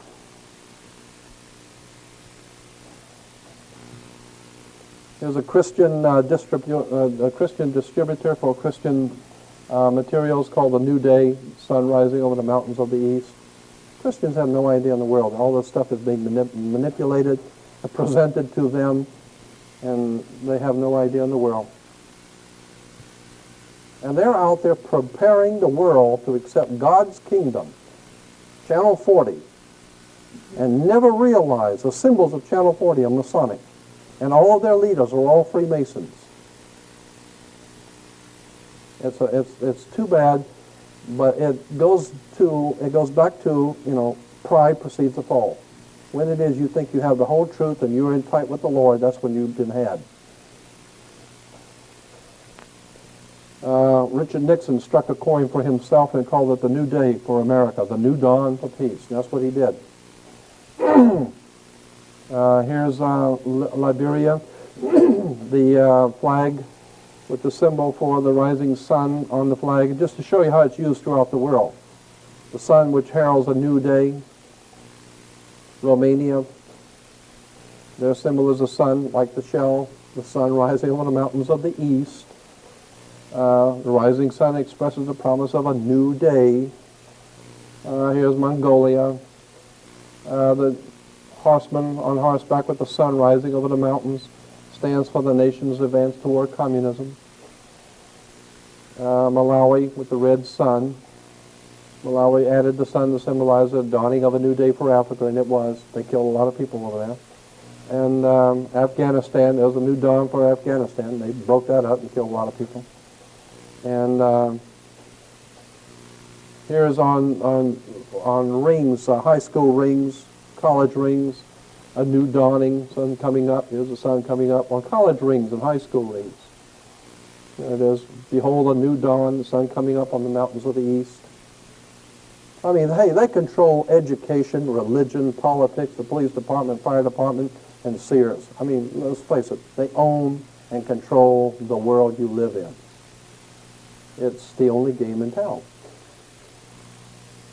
You know, behold a new dawn. Kids wear these rings and have no idea in the world what that means.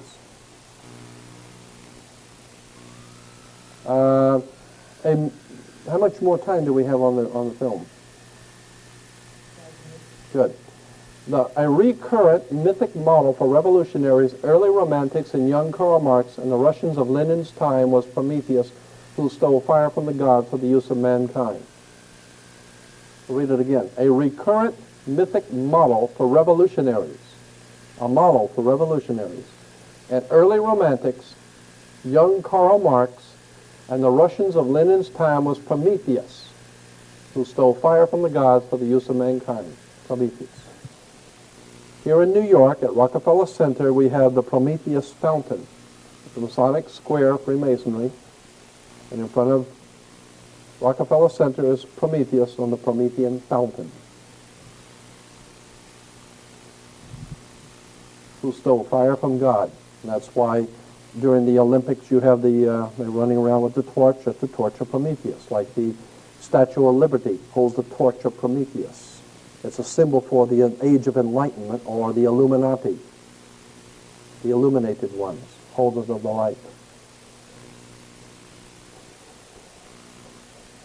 Well, wait a minute. Yeah, I'm just going to, this is the end of it right here.